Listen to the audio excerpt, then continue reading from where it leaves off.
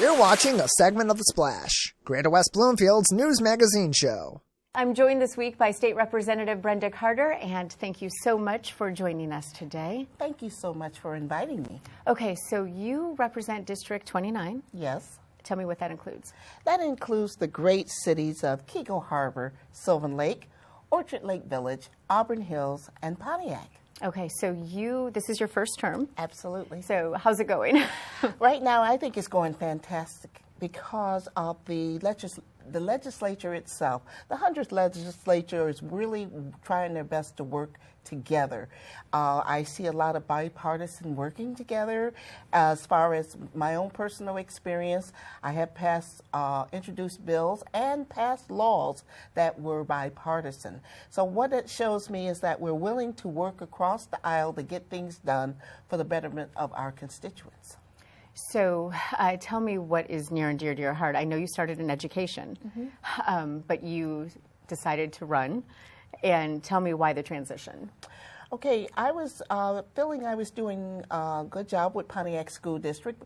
We dodged a bullet because we were slated to be dissolved in 2013 because of economic conditions that were not in our control. And when I started doing a deeper dive in some of the laws that governed over school districts, I realized that it was greater than just a Pontiac issue. It was greater than just an urban issue. In fact, it was the trip to the Upper Peninsula, Ispinning and Negaunee, that was the reason why I decided to run. Contrary to my belief, when I went across the bridge, I saw so much poverty. I couldn't even imagine how the children were able to go to school. A lot of their homes didn't even have insulation on it. So I'm saying, hey, this is not an urban issue. Education is not an urban issue. It's a poverty issue, and we need to supply more funding, make school funding equitable for all the children in Michigan. My personal take on this is that we are living in a global economy, and right now the Finlands, the Koreas, the China's, even the Japans, which I truly love, well, their literacy rate is 98, 99%, and their children are being provided opportunities that's going to make them global leaders in 20 years.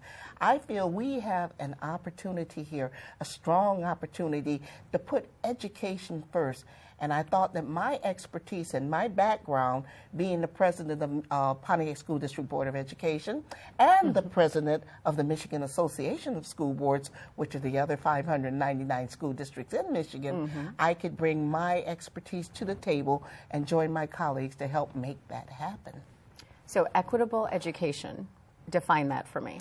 What it means is it's making sure that each child has what they need in order to be successful. It's not equality. It's not making sure that they're equal, but making sure that they have what they need as far as wraparound services. What I found out and when I traveled around the state of Michigan is that there were needs, different needs, for every pocket. What the needs were in Pontiac were different from the needs that was in Negaunee, different from the needs in Jackson, different than the needs in Detroit.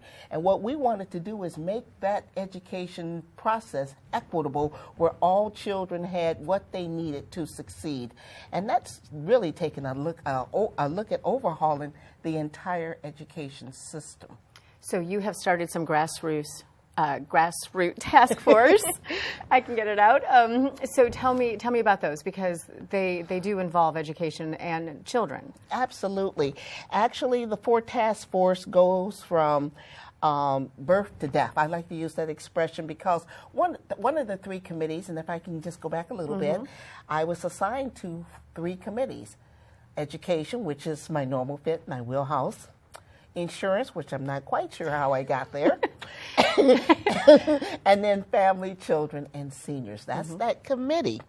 So as I started looking at the needs of District 29, which is quite diverse, you know, Orchard Lake Village with Apple Island and the great, you know, the homes that we have out here in Orchard Lake Village, and then you go swing through Pontiac, where it's economically challenged because of the loss of the manufacturing industry in Pontiac.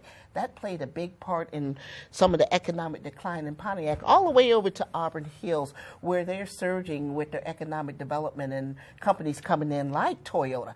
So I said that let me just see what I can develop that can address all of these areas. The first task force that I developed was the education task force because it was a normal fit. Right. What we wanted to do is find a group of grassroots educators, not teachers, not elected officials, not anybody that traditionally or historically had some input into the education system, but actually going out and ask the moms, the dads, So why is that important? because you need to have the voice of everyone. You know, I could sit back and say what I think education is.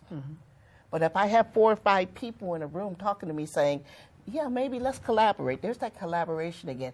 Let me tell you what my experience is. Let me tell you what I'm going through over in Spring Lake or what I'm going through over in Avondale School or even here in West Bloomfield at that little great school called Gretsch School. I want to talk about that. Those kids are phenomenal.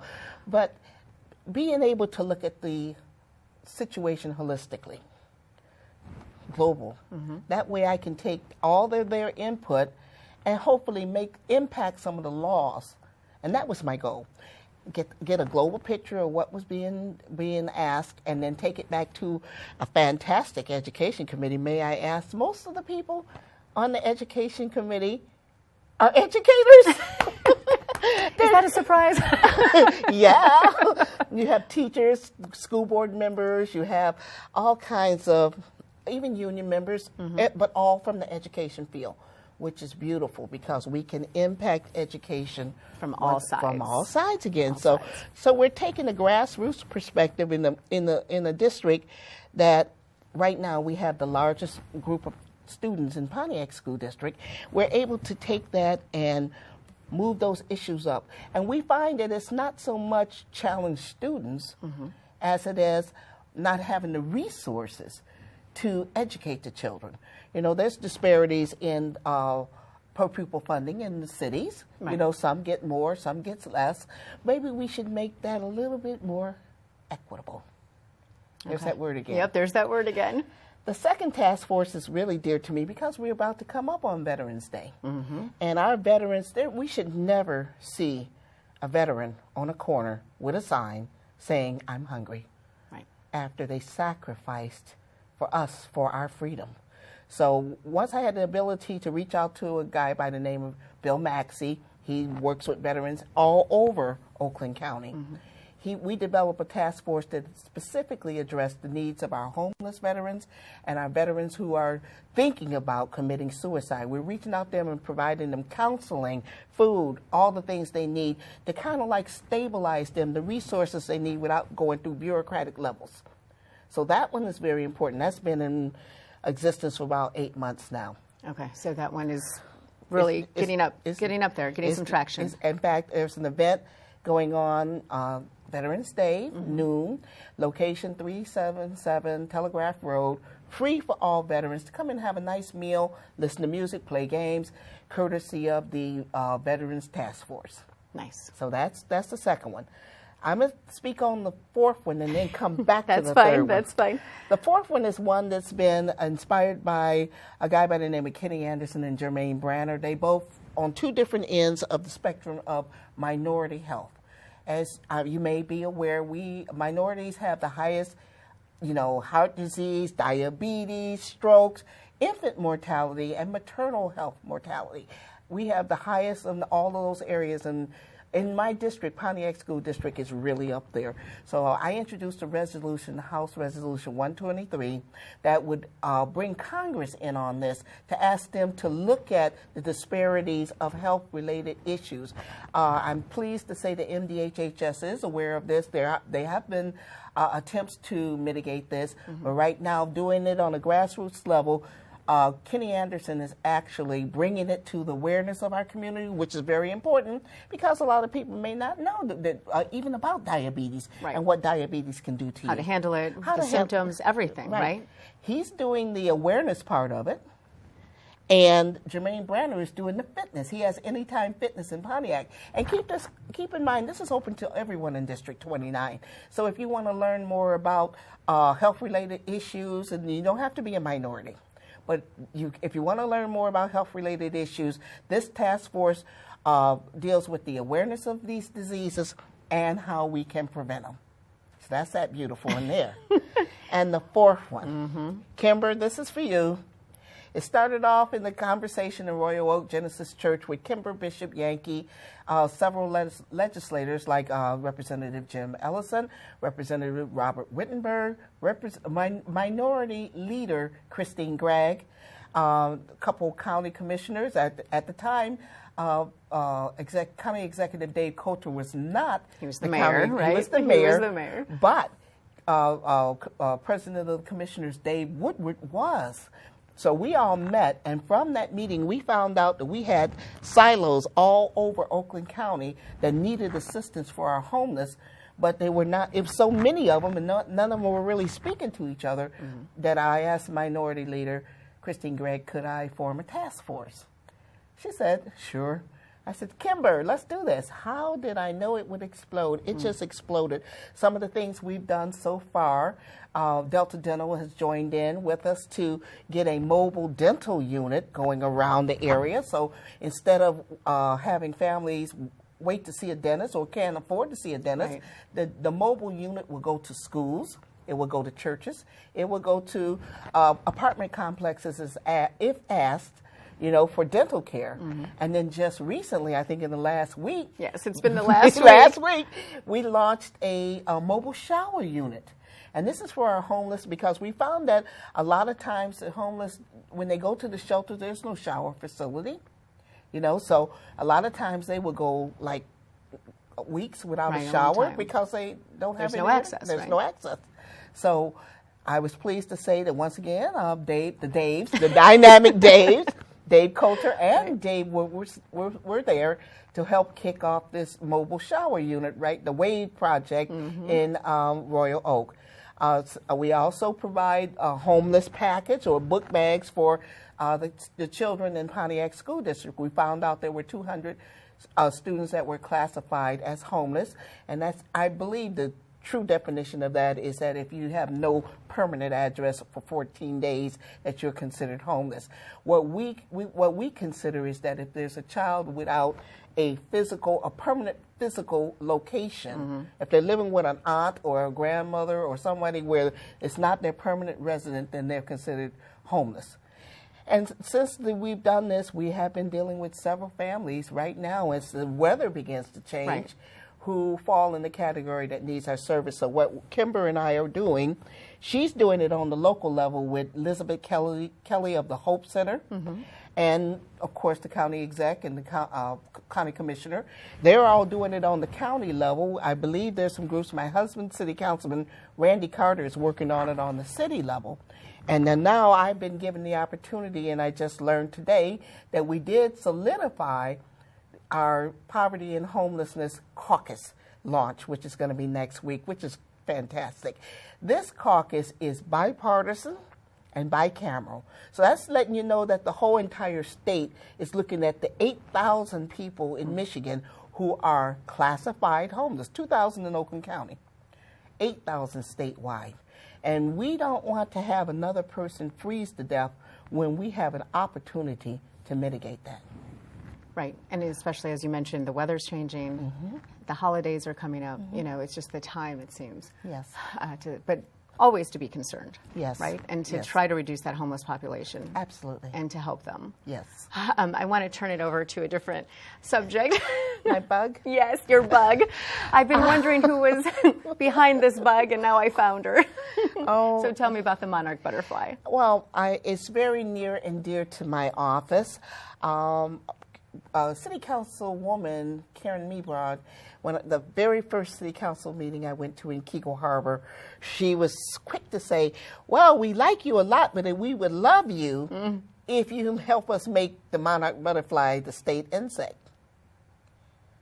It's a bug. However, it's a beautiful bug. It's an extremely beautiful bug with very important significance. It migrates from Canada to Mexico every year, and it feeds exclusively on milkweed. I learned all this stuff from them, but there is so much passion from my constituents in Sylvan Lake, Orchard Lake, and Kegel Harbor about this insect becoming the state insect. Michigan is, here we go again. Michigan is one of 2 states that don't have a state insect. That's weird, isn't it? Yeah, and you have all of these wonderful people, including almost 100 second graders at Gretschko Elementary School singing this great song about making the monarch butterfly the state insect. It's House Bill 4467. I know it by heart. I went over to government ops, and if you don't know anything about government ops, that's the place in the legislature where they slate your little bill to go over to fall off the cliff and die. So I went. I talked to Representative Shepherd and a couple of other legislators and asked, could we give our little bug a reprieve? And it's still in government ops. But the significance of this is that it was important to my constituents, very important, that this beautiful butterfly become the state insect. And my office is committed, whether it's in this term or whether it's in next session, that we're not going to stop till the monarch butterfly becomes the state insect. Okay. I just call it my little bug because yes, we don't want to offend anyone, but it's very sweet. Yeah, and a big shout out to the second grade class over at Gretschko Elementary School. They were just absolutely fantastic. A little second grader by the name of Cheyenne, and I hope she's watching this. You know, after they got through singing, she just ran up and gave me this great hug and sat on my lap the whole entire time. And I'm saying, okay, I love you too. Exactly. Yeah, but it's just to summarize what I feel about District 29, I have 5 great communities. And I can sit back and talk with passion about Apple Island and the lodge and so many things in Kegel every single year. Even before I became a state rep, I paraded with the Kegel Harbor group politicians there and the community in Kegel Harbor in their Memorial Day parade every single year. Going over to Auburn Hills, just totally fantastic group of people over there. Henry Knight had an amphitheater named after him. He's a councilman, Councilman Henry Knight, and he's been probably the longest serving councilman in Auburn Hills. But to be there on the day when they opened up the amphitheater and the splash park, and just to feel like I was part of that community was a beautiful, beautiful feeling. Sylvan Lake. Oh my God. Jim Smith, thank you so much for inviting me, my husband and I, to your fireworks. What, I don't know if you've seen them or not, but. I have not. Oh, what a beautiful display. Oh my God. There's nothing like it. I hope I get an opportunity to see them again next year. So I talked about. Well, if you go, I'm going. Well, let's do this together. We'll do it together. Brooke, we are joining the hit now. But then there's Pontiac. And I can't say enough about Pontiac because I've been there for the last 22 years. And I've watched this city just economically just crash and burn, not because of conditions of their own, but because of laws. You know, at one time we were governed under state oversight by the city, for the city, and state oversight by the school district. State. You hear that word? Yep, state. So I had to go and learn a lot about this. But since then, the school district is recovering, and the city is recovering. And Pontiac is known for the bird, the phoenix. And Pontiac, in my opinion, is rising from the ashes and becoming a great community once again, working with my other 4 communities. We have the M1 concourse there, and I don't know if you heard this or not, but we're supposed to be getting Amazon. Well, there Amazon it is. Right. Yeah, so there's a lot of great There's things a lot going on these 5 communities that I am just proud and humbled to be a part of, to listen to the constituents. And it's really good that they see me as Brenda, not the state rep. Right. They'll come and talk to me, and they'll let me know what's on their mind. And that's important. That's very important to me. It has been such a pleasure to talk my to you, God. so thank you so much. And we have a date for the fireworks next year. Yes, Jim, if you're watching this, we do. Exactly. Yeah, that's beautiful. You have to see it. Good luck to everything, everything that you stand for and everything that you fight for. So I know everyone in District 29 appreciates it. Thank you. And again, we appreciate you being here so much. So thank you. Thank you, Brooke. Thank you for having me. Oh, no, it's been a pleasure. Okay. And once again, we've been joined by Brenda Carter, State Representative of the 29th District. Thanks for watching this segment of The Splash. To watch the entire show or other segments, catch us on Comcast Channel 15 and AT&T Channel 99. Or look us up online at thesplash.tv and listen to us every week on 89.3 WBLD, the all-new Lakes FM.